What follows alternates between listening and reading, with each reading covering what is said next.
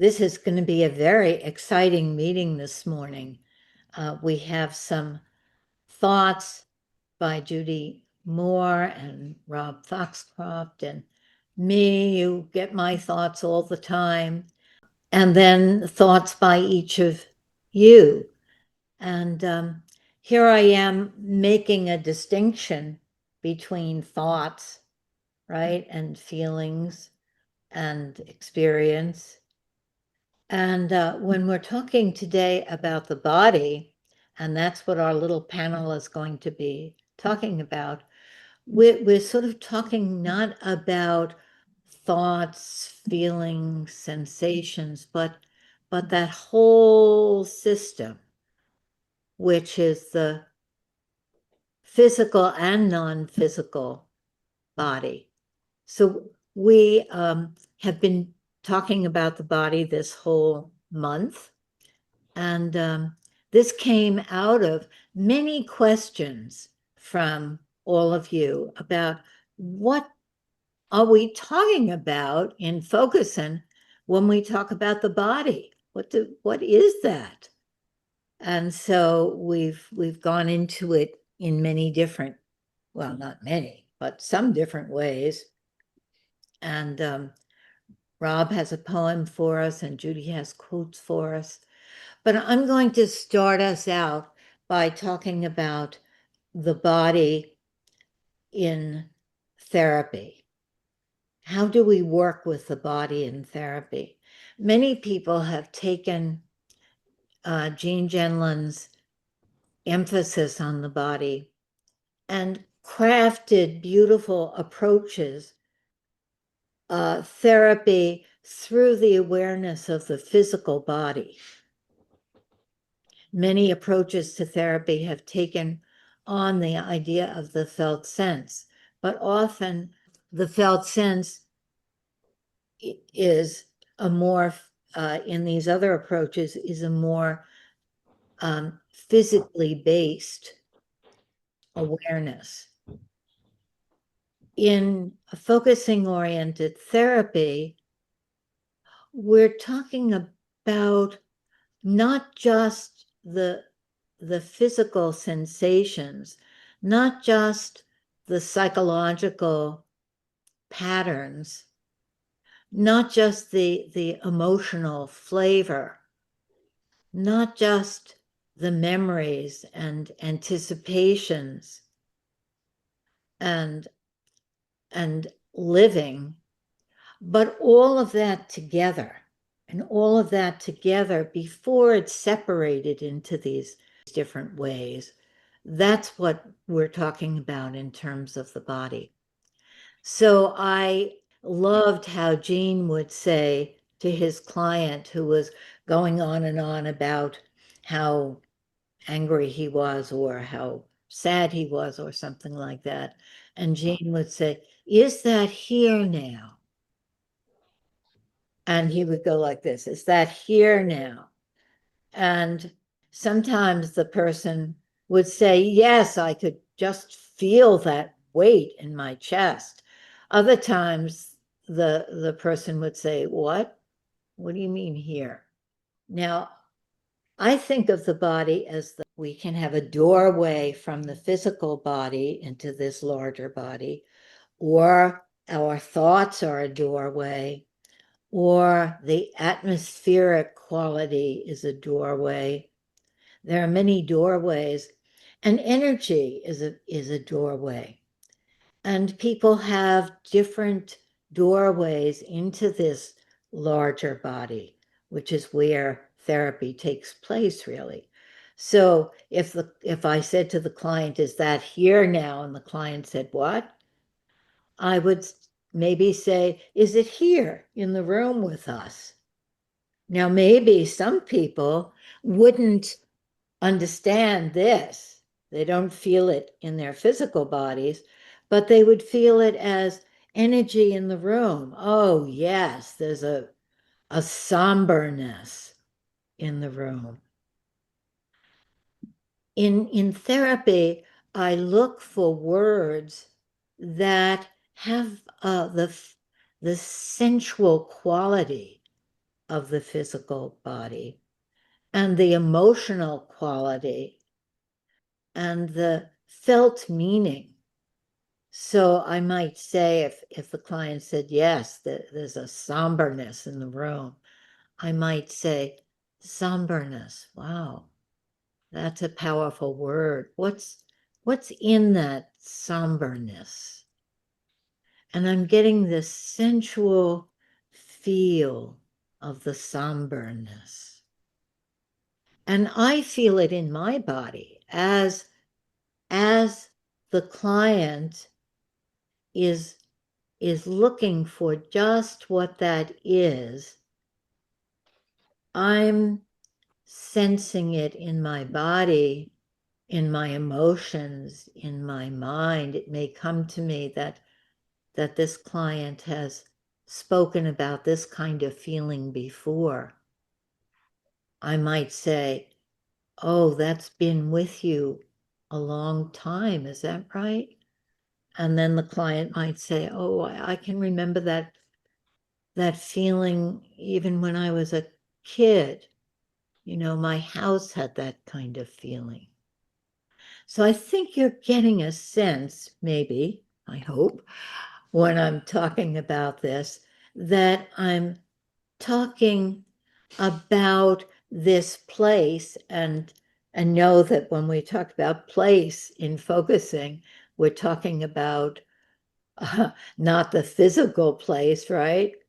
The emotional place. We're talking about this holistic place that has the physicality, the emotionality, the energy, all of that in it.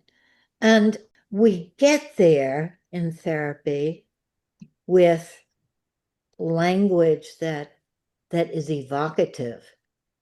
We get there with quieting and feeling in the physical body, pausing. We get there with images and gestures. Maybe the client is going like this, and I said, oh, wow, there's a lot of energy in this. What's the feeling of that?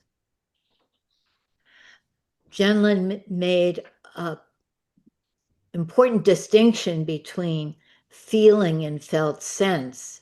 And the felt sense is this bigger.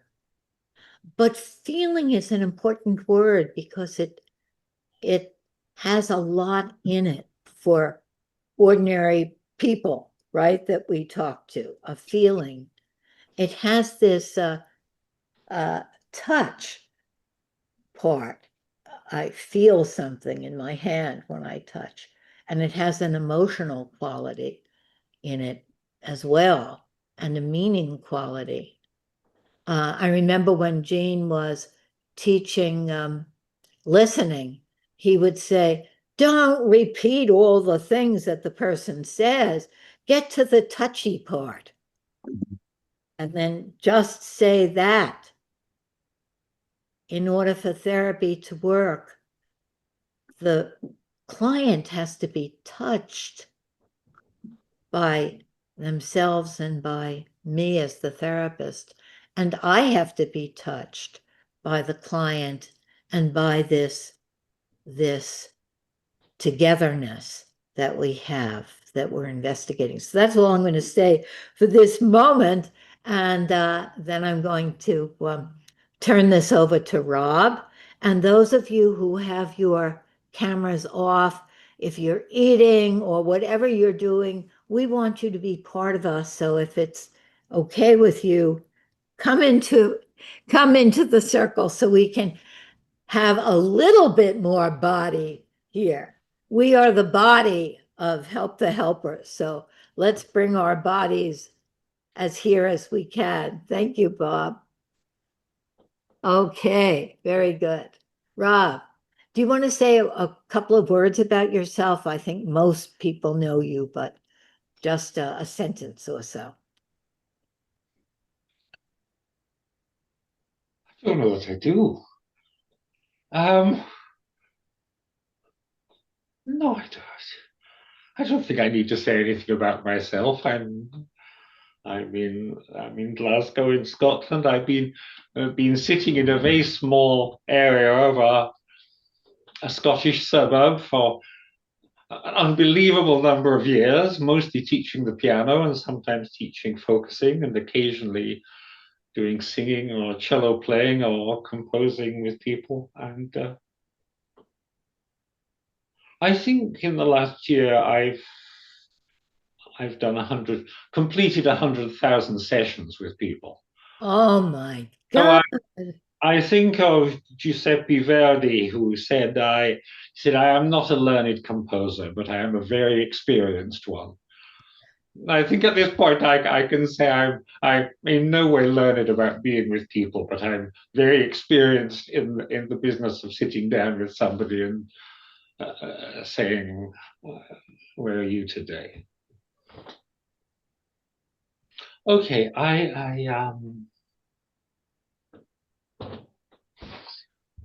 was just talking to my friend, and my friend has different views from mine about what I should be saying. But I'm going to be cantankerous because why not?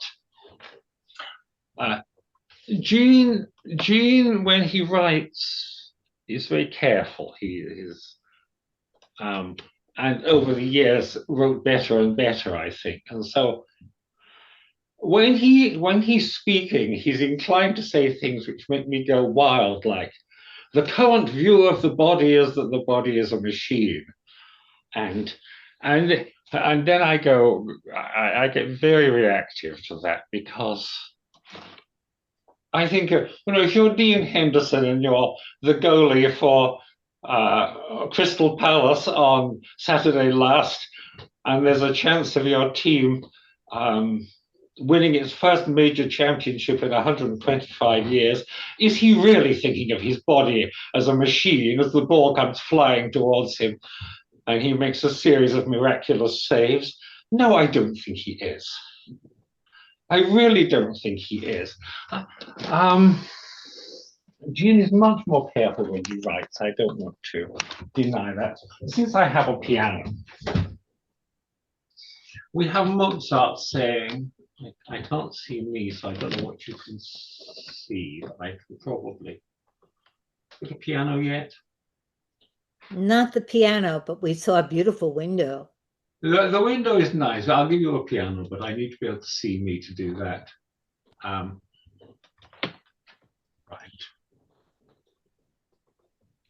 Altogether too much of me now. There we are. You have There, we see the piano. Oh my God.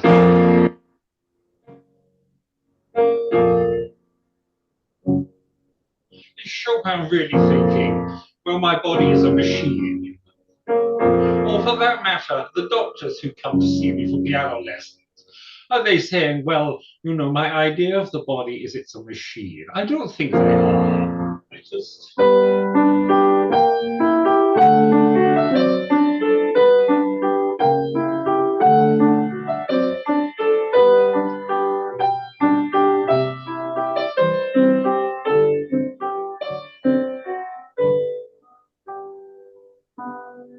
What Mozart says he's thinking is that he can't begin to write anything. He says, I cannot begin to compose until I can feel the whole work in front of me, like a building.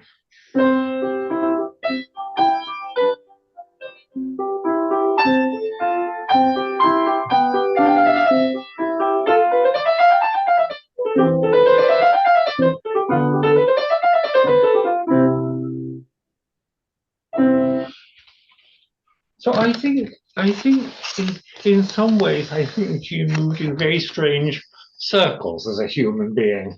And certainly there are worlds where people think of the body as a machine.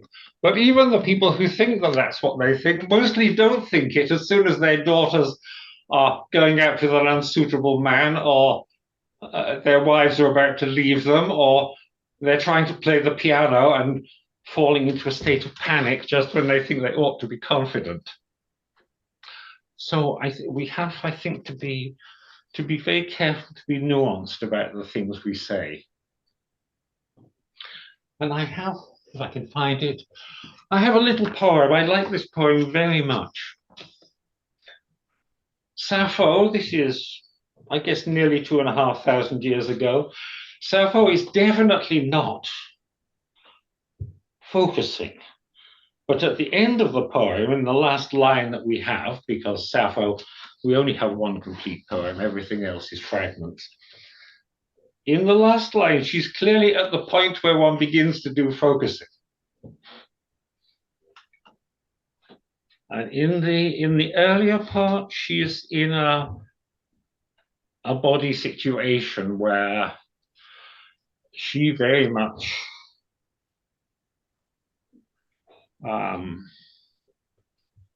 she's very much attracted to at least one of the other people present, and maybe to both of them, and is having a very complicated reaction. Which brings her, I think, to the point where focusing begins. Look at him, just like a god. That man sitting across from you, whoever he is, listening to your close, sweet voice, your irresistible laughter, and oh yes, it sets my heart racing. One glance at you, and I can't get any words out. My voice cracks. A thin flame runs under my skin. My eyes go blind, my ears ring. A cold sweat pours down my body. I tremble all over, turn paler than grass.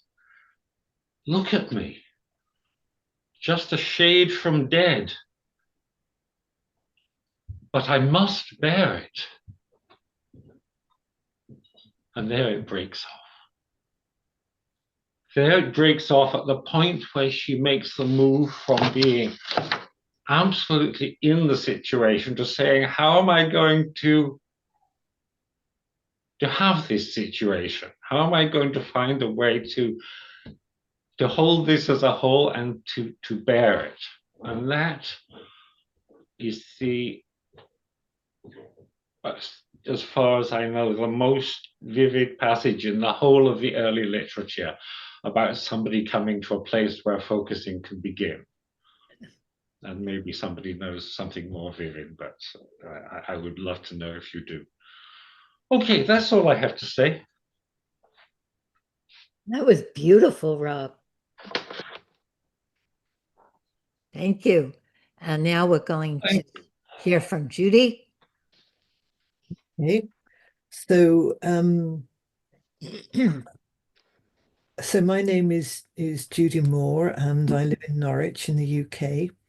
And I was originally trained in the person-centered approach. So I was very classically trained. For many years, I was very opposed to focusing because that's the way that it worked in the UK at that time. And then I was very fortunate to have a colleague called Campbell Purton, who has made a kind of bridge between focusing and the person-centered approach in the UK. And back in around, it must have been around 2004, maybe it was a little bit earlier than that, Mary Gendlin came to the UK and very courageously, I now realize, addressed the British Person-Centered Association, and she talked about focusing. And I understood from her, I don't know if you were there, Rob, actually. Were you there at that conference? I was not there when Mary spoke, but the number of people who have talked to me about that moment. Yeah, it was transformational for me. It was quite extraordinary because I understood focusing and the person-centered approach are basically the same.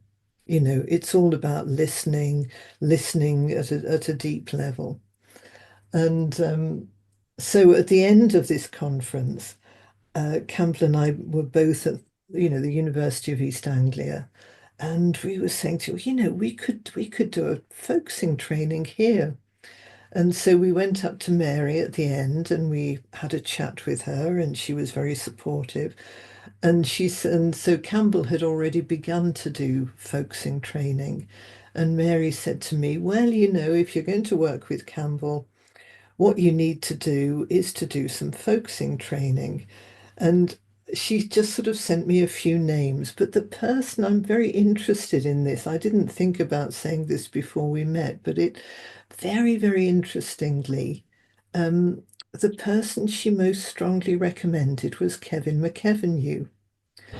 And so my original folksing training, in fact, the person I did most of my early trainings with was Kevin McEvenew.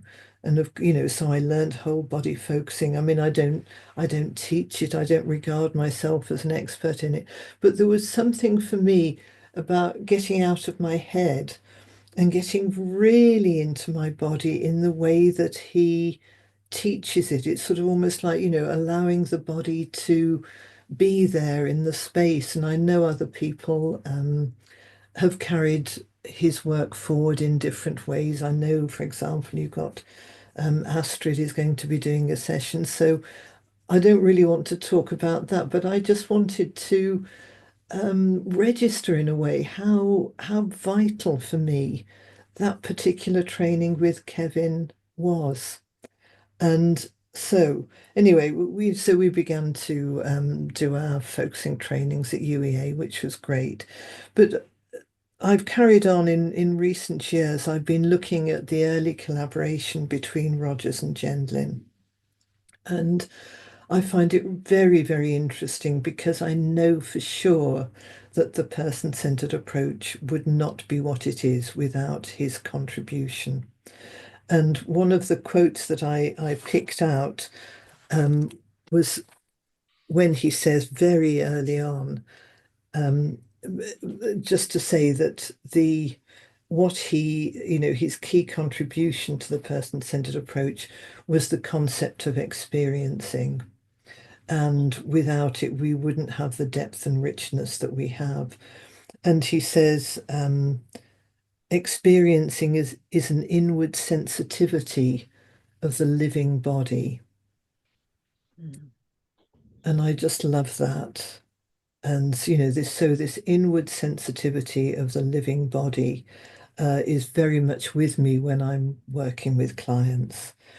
And I just wanted to also read a quote from Carl Rogers, because I think this sort of demonstrates how closely, in those early years, Rogers and Gendlin were working together. The therapies just sort of grew in a very organismic way back then, and I just love the way that this happened. And what Rogers wrote was, our organisms as a whole have a wisdom and a purposiveness which goes well beyond our conscious thought. And this, for me, the reason I've been looking for these early quotes is because on Friday I'm about to give a talk to a group of Danish person-centered people about spirituality in the person-centered approach. So I've been kind of looking up different things about how spirituality, focusing, the person-centered approach, how they all come together. And I just love Gendlin's, what Gendlin writes about spirituality. I mean, I know it's not very well known, but again, it all grows out of the body.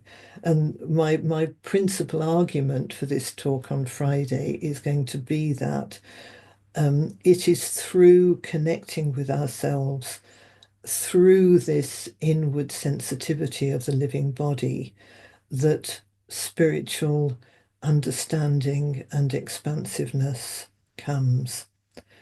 And this ties in with all sorts of different traditions, like in the Zen tradition, it's said the way to enlightenment is through the body.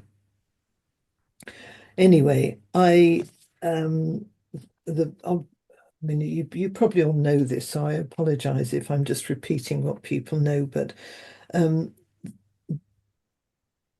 biospiritual focusing movement is, for me, very important in how they have carried forward awareness of the body into into a particular practice. And they were the founders of biospiritual focusing, Peter Campbell and Ed McMahon, were influenced both by Gendlin and by Rogers. They were taught by both. So they have this wonderful sort of integration.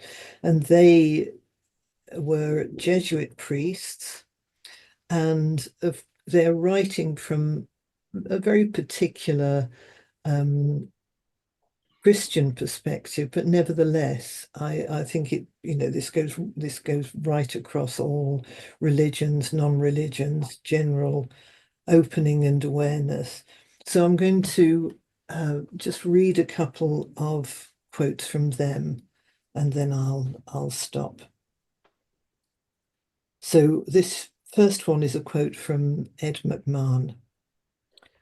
Biospirituality has grown out of an experience of congruence, and he, in brackets, wholeness, holiness, as this unfolds within the human body. What makes the biospiritual movement different is not the appearance of new or unusual ideas. Instead, the very ground rules of discussion and exploration have been shifted away from ideas and explanations toward what might best be described as some kind of resonance with a bodily felt process of congruence that expresses what we have heretofore called spirit. So I'll just give you a moment to take that in. And I just want to say he stresses bodily felt process of congruence that expresses what we have heretofore called spirit. And further, what they say, and this is what both of them write, they talk about the inadequacy of what they call disembodied religion.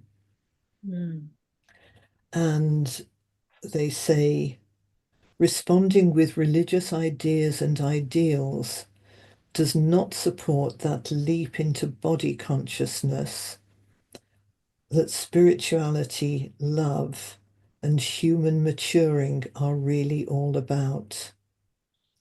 The fear and rejection that so many people feel toward themselves can only be healed by owning and listening to the bodily felt sense out of which all this negativity arises. Okay.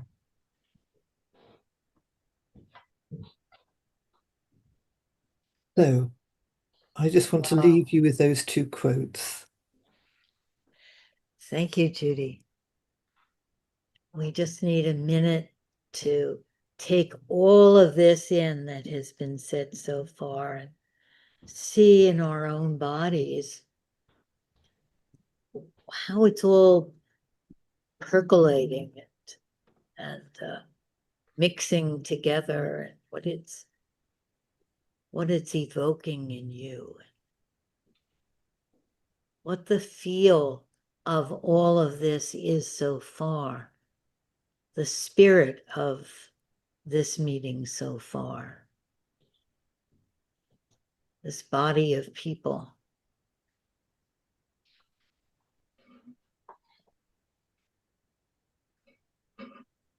The quality, the energy.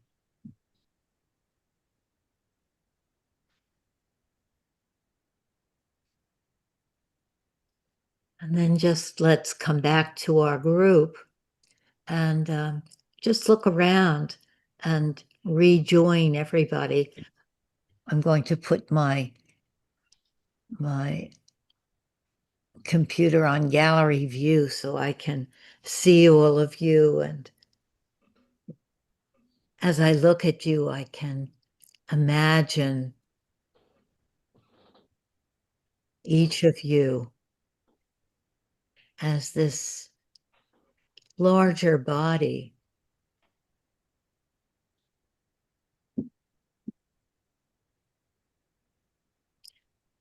And then anything that you have to say, this is our discussion time, and it'd be delightful to hear from you.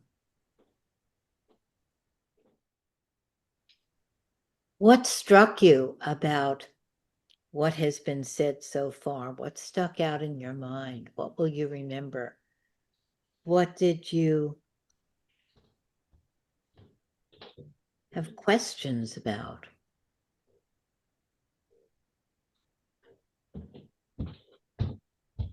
Where did you go?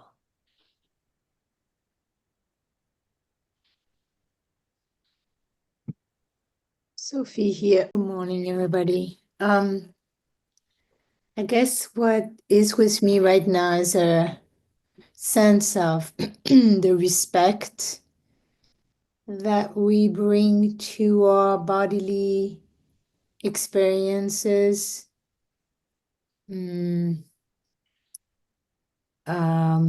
It almost feel to me like a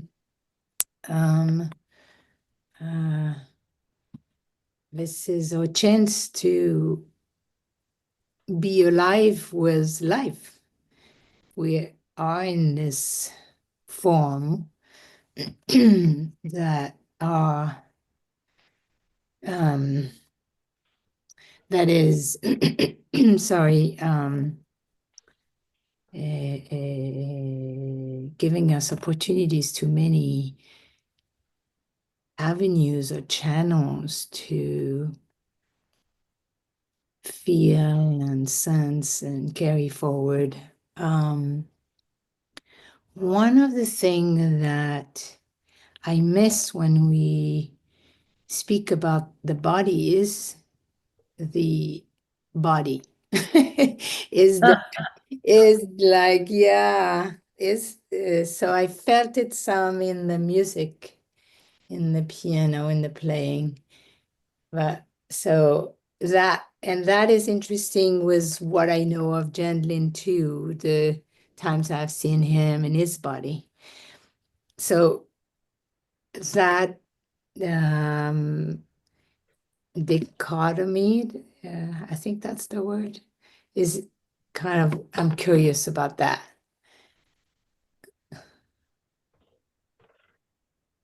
Yes, thanks.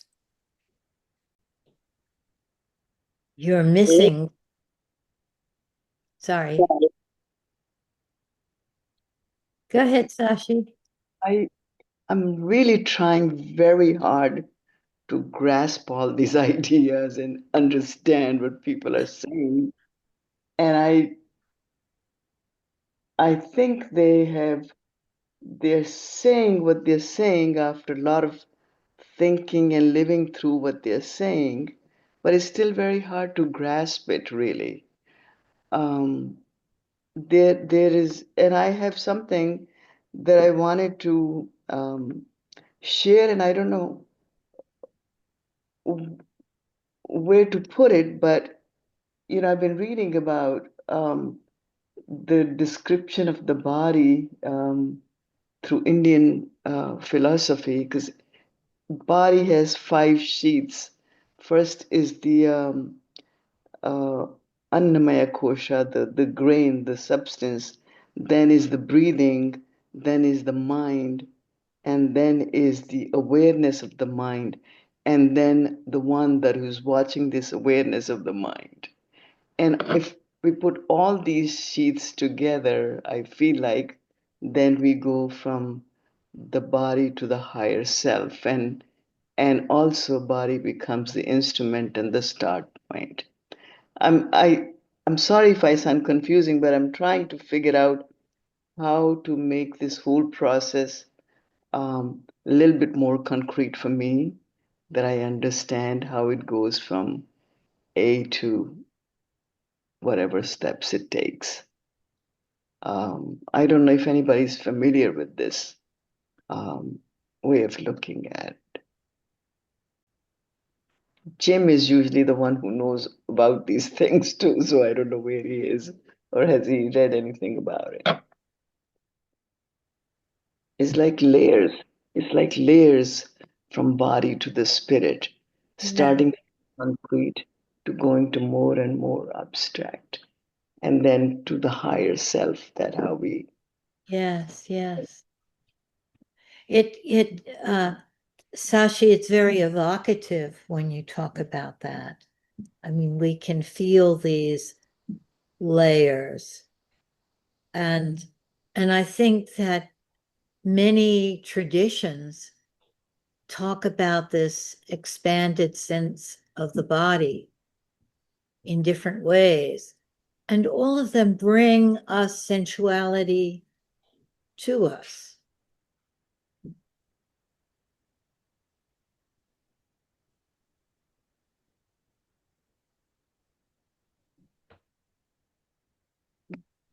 Maybe we each have our own ways of thinking about the relationship of the physical body and the spirit. But maybe all of us can recognize moments when those come together. Like that when you were talking, Rob, about the sports experience of, your team and the embodiment of that, but there's such spirit in it. Mhm. It's funny that the word embodied, and we've mentioned this before, I think, this month in talking about the body, that the word embodiment has become so trendy or something. Everything that you want to say is good, you say it's embodied. But what does that word embodied, brings that spirit dimension of the physical body and the physicality of the spirit, maybe. Yeah. I think it's like biodirectional. It's it's biodirectional. Maybe that's what I consider as embodied, is biodirectional, that it goes in the, your mind and the body. Mind is the midway, mind is not the final way. The higher self is the last, and the body is the, it's like circle that goes on with all these layers, and we are trying to find an easier way to remain mindful of all those and then connect and see where we are. Right. If I'd like to make a suggestion, Sashi.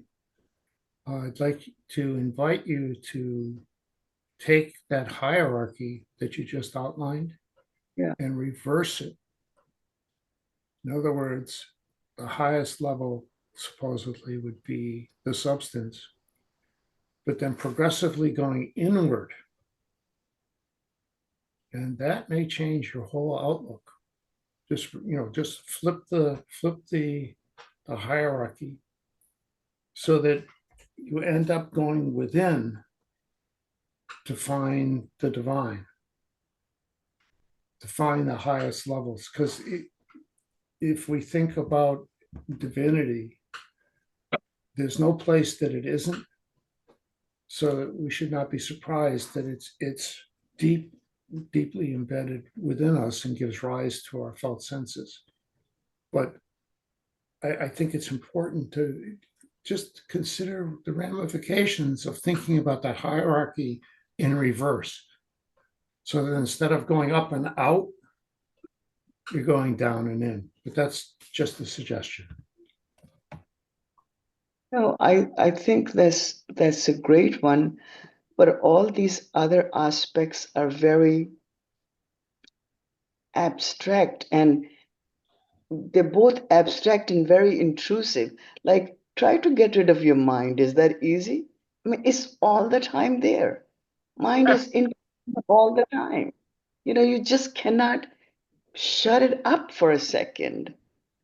So to make it easy, we have to use the body. We have to use these concrete steps to go up a little and then say, let me take my breath and just focus and then listen to what my mind and then say, I am listening to my mind. And then I say, something in me is listening and observing my own mind. And, you have to use all these steps. Otherwise, it becomes hard because all of them are important. And maybe each one of us has our own way. I'm noticing the metaphor of going up and out or going down and in. We say, going down into the body. And of course, the up and the down may be, when we go down, we're also going up. And when we go up, we're also going down. But we're trying to find words that will evoke this place where spirit and physicality come together. And each of us might have our own way that works for us. I don't know.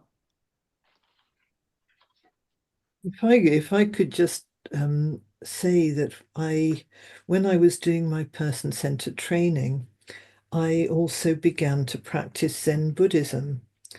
And that is very much about, you start with the body. You start by going, it's this inward sensitivity of the living body. So I was doing this practice while I was, working as a trainer and sort of trying to get my head around the theory. And I know now, I mean, this is looking back, over decades, really. I know that it is through going into the body that for me needs to be the first step. And the thoughts, like all the time, when you sit and meditate, thoughts come, painful feelings attached to the thoughts are there. But as with focusing, as with therapy, by staying with the painful feelings that the thoughts trigger, leads to a kind of shift. It's something happens, and then the expansiveness is there. I mean, not obviously not always there, and very often not there, but that is where the potential lies as I understand and experience it. I mean, I think the body is just critical to our human evolution. Listening to the body is just absolutely vital. And that's the only instrument we have. That's the only instrument we have to get to that higher self. We cannot bypass it. We cannot ignore it. Even in meditation, sometimes they say, sit really still, sit still. Maybe in focusing, we try to say people like to relax, be in your body, feel this, feel that, and then kind of sit still, right? And then pay attention to your breath, and then pay attention to your thoughts, and then see that you are observing your thought, and then see it's higher self that's observing your thoughts, your mind, your body, like that's how it goes, right? And sometimes we're stuck just at observing our thoughts only, because if they come in, the mind is just going crazy, and thoughts and thoughts and thoughts come, and then you stay stuck on that till you learn to come to a vacuum point when your mind becomes still for a minute before it starts again, and then right? Bodies, if we don't have a body, then what do we have? Right? And that we're it.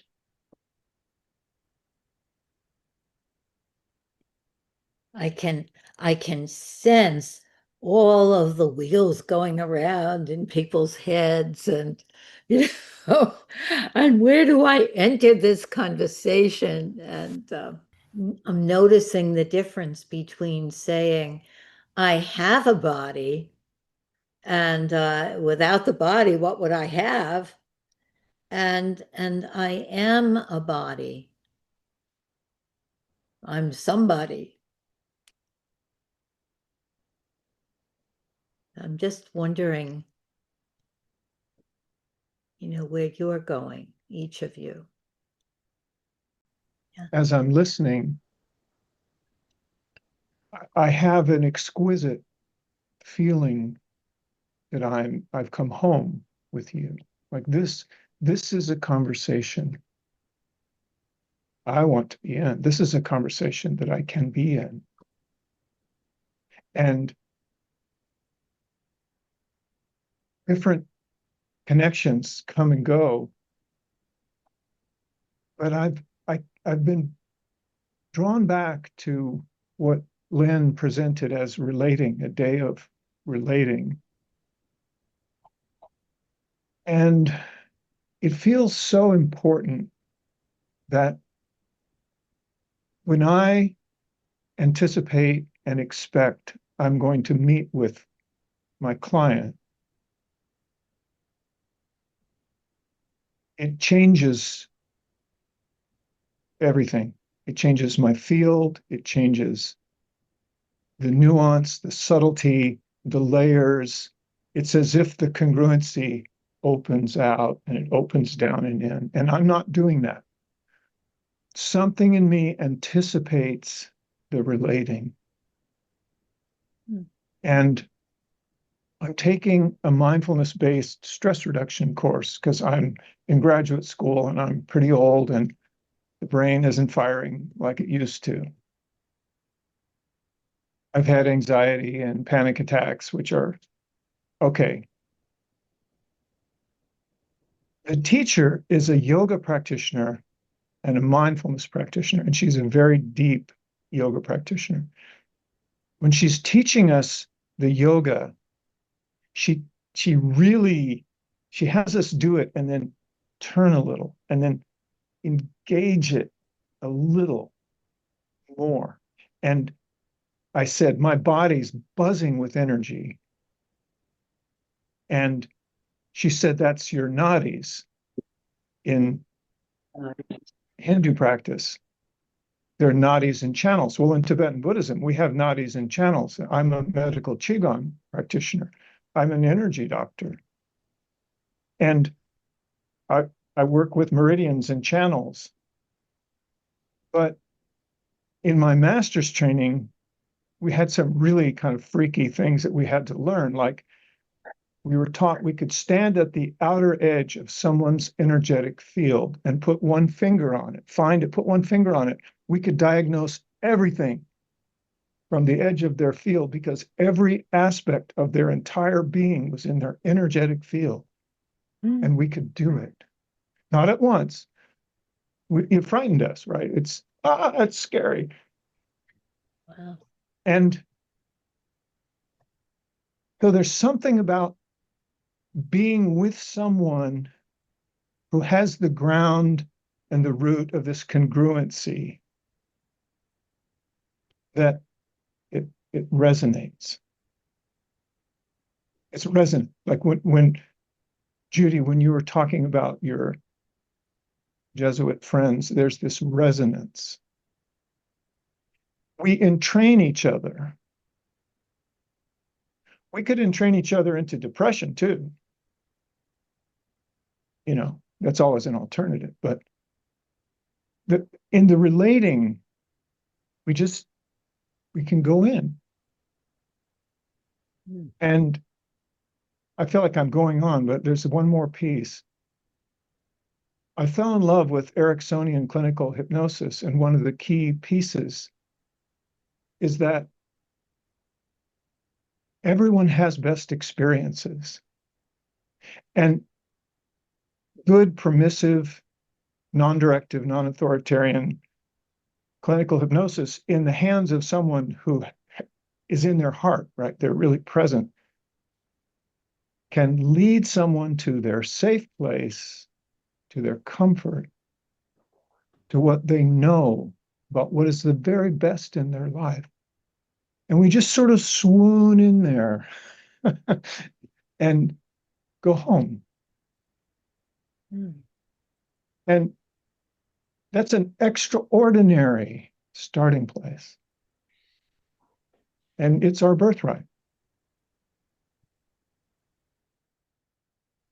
Thank you. Thank you, Eric.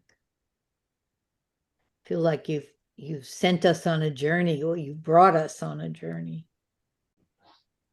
And if I could just quickly respond to you, Eric, what you say, you picking up on resonance, it just reminds me of how when we meet somebody who, sometimes we talk about somebody's quality of presence.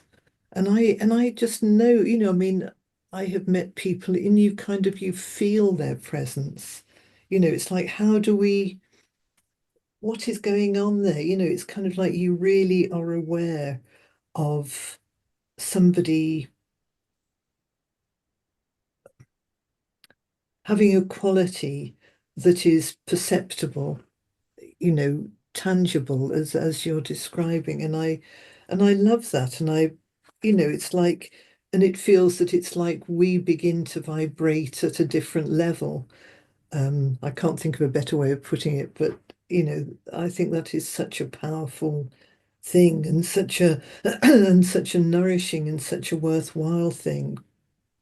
So that it's like there are people who it is great to be with because of that. I think it's really distinctive that my first therapist must have been client-centered. I was 14. I didn't know what from theories. She just listened.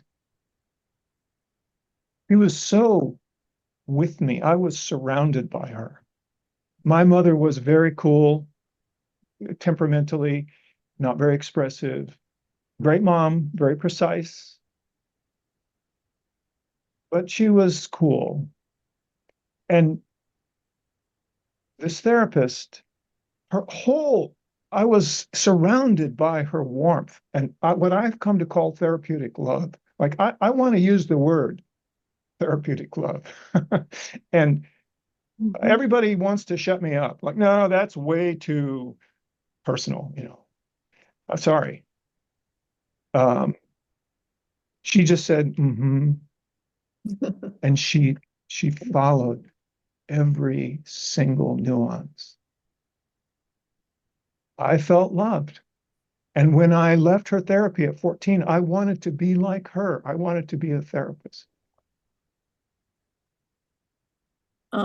Judy and Eric were talking, this whole idea of the resonance between people. I was just thinking, Eric, the term reaching the safe home just really went into me, and I'm just like living in those words, wanting that place. And then when Judy mentioned the resonance that you can find between another person, it's like a safe home to me.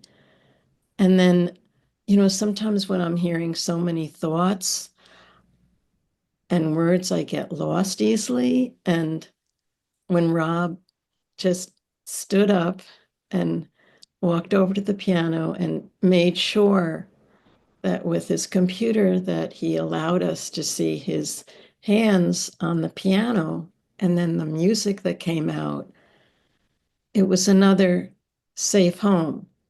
So I'm just like putting those thoughts together, and it's a good feeling. Thank you, Dorothy. Maybe this is the moment that we should go into our breakout rooms. And I think there are some people with their hands raised, and since thank you, hand Jen. is part of the body, I think we need to honor that. Yes, would you call on them? I think Susan was first. I just wanted to say one small thing. Maybe I'll say it while Susan gets her. Yeah, sounds good. But as everyone was, talking, I thought, you know what? Charisma, that sort of feeling of being around another person, can also be deceptive. I mean, there are, people who are pretty psychopathic who have charisma. So it is important to still be discriminative. Just I was thinking of of charisma also, Casal.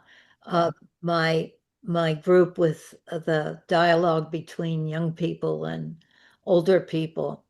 The young people wanted to talk about charisma, and they wanted to be charismatic. And what goes into being charismatic? That's one of the words that has such a physicality to it. And where does charisma end and presence begin, or where does presence end and charisma begin? there's still that question though of, that it maybe is ethically neutral. But there are things, I mean, there's a really definite, I mean, I don't know, I worked as a psych nurse, so I knew a lot of, young juvenile delinquents who had lots of charisma. And I also have known a lot of Tibetan lamas. It's not the same thing, but No. there's still an energy field. So it's important just to acknowledge. Absolutely. Sorry. I think Susan is maybe ready to speak and would like to hear from you, Susan. Yeah, sorry about my microphone issues. I had an incredible experience this weekend. I'm still filled with it. That I did a Feldenkrais workshop, a movement workshop for 4 hours each day with a person who had taught themselves how to walk again after a severe injury. And he works with the highest level of champion athletes as well. In the workshop, we're very slow and almost discovering our bones and rolling our body on the floor and some breathing, almost like a little baby learning how to move. And alternately, I was falling asleep and then taking it in, and it was all good. And then at the end of each day, it culminated into some kind of rising from the floor to movement in this very integrated way. What he called balance, and just very tender and gentle. And I found myself underneath my usual pattern of breathing or my usual pattern of posture. I was way underneath it into feeling new places, awakening new places. And I'm still there. And he said that things are going to happen that we don't even realize that things, and I feel different today. And I can't even put it into words, but there's something different.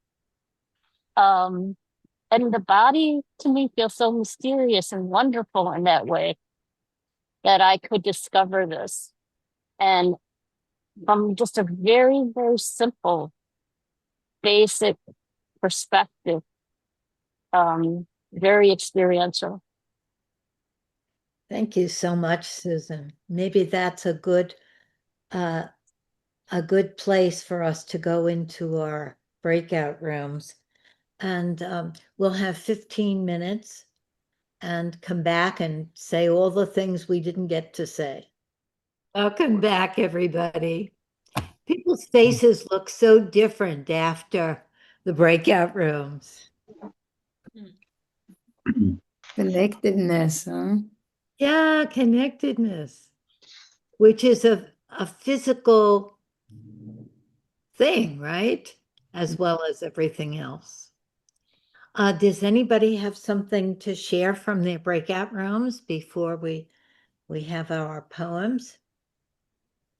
I feel bad that we didn't have enough chance for a third partner to say anything because we got so carried away. So I apologize. Yeah, sorry. Well, maybe maybe that your little group can meet again since you were so carried away. Carried away is the word, yes. I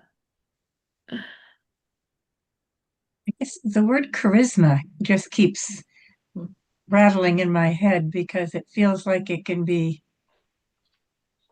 powerful in so many varied ways. It could be positive, but it can be terribly, terribly destructive. Mhm.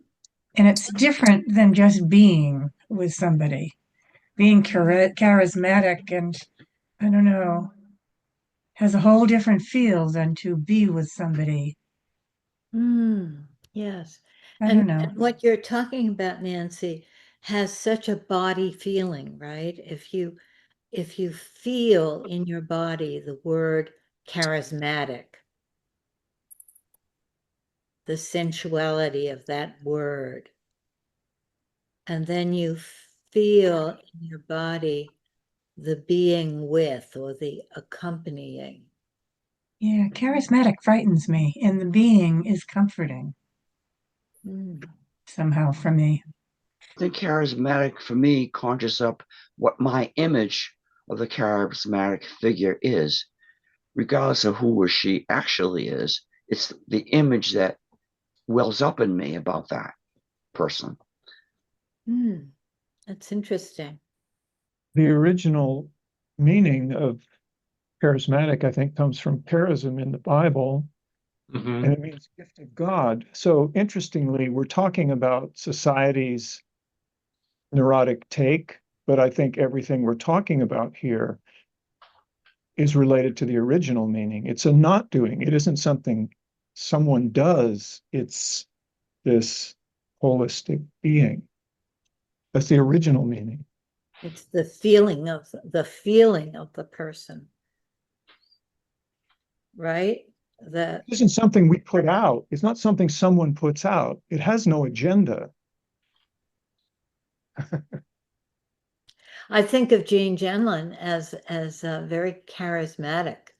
When I met him, I knew that I wanted to study with him.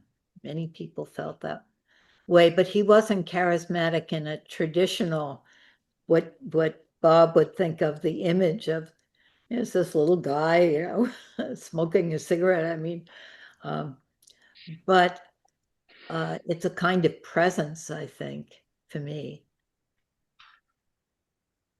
Is charisma is an adjective? Is it an adjective? What is a charisma? Is it an adjective? Charisma, I think charismatic is an adjective, right? But charisma is a quality. Wouldn't that be created by our own mind of the perception of the person? Like we say this person is charismatic, is speaking about us, right? Yes. But some people lend themselves to people saying that. Yeah, I think it's what we give our power to. Because if I just let someone be as they are and not give my power away to it, then they're just being as they are. I think I do regard when I think somebody's charismatic, I sort of feel, oh, there's a dangerous edge in this. It's, and I know, lots of, good influential figures are charismatic, but I have this sort of little edge of, can I really trust this? Is this good? And I think about falling for charisma, that it's something that I think of being positively affected by presence and falling for charisma. Interesting. Yeah. And what's interesting is those things are felt in the body. Yeah. Yes, I think that's why we're drawn to that word, because it's such a physical word. There's also an underneath dark meaning of it, charismatic being a manipulative attitude to have someone do something, like in a known sect that we've known, people manipulating others or doing a group suicide or things like that. Charismatic also carries that experience that we've seen and had, but it's not what necessarily it is. It's like using the word God. We're using it in many different contexts, and it's not about what it is. It's something else. So words sometimes in our group is different because we're taking the time to really clarify what maybe we really mean with the word that we're using. It's different than just accepting the collective words that we can, the way they interact in our world right now. It's something else that we're doing. So. Right. We're taking the time to see what that word points to. Yes. Each of us, which might be different things. Mm-hmm. But I think it's time for our poem now. And I want to thank Rob and Judy so much for your contributions to this discussion and this mysterious this mysterious realm of the body. It's been great being here, and thank you for inviting. Thank you for inviting. I hope you come back. Thank you. Yes, I should like to. Yeah, it's lovely to be part of this, and thank you to the people who invited us and to everybody. Rob, you had a poem, right? I read you my poem. Oh, yes. That was the one that you had. Yes. Okay, so we're ready for Dorothy. Okay. This is by Robert Hall, who was an American psychiatrist and a lay Buddhist priest who worked in integrating Gestalt theory with practices of embodiment and meditation.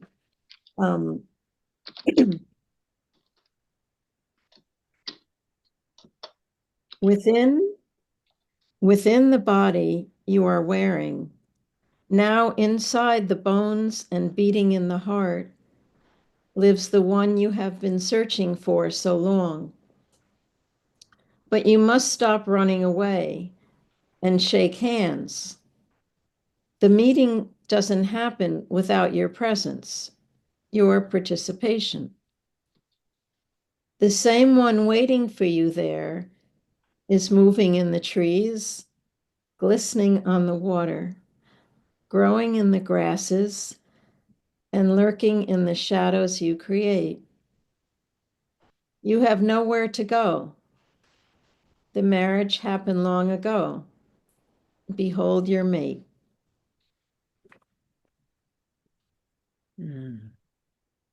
Thank you, Dorothy.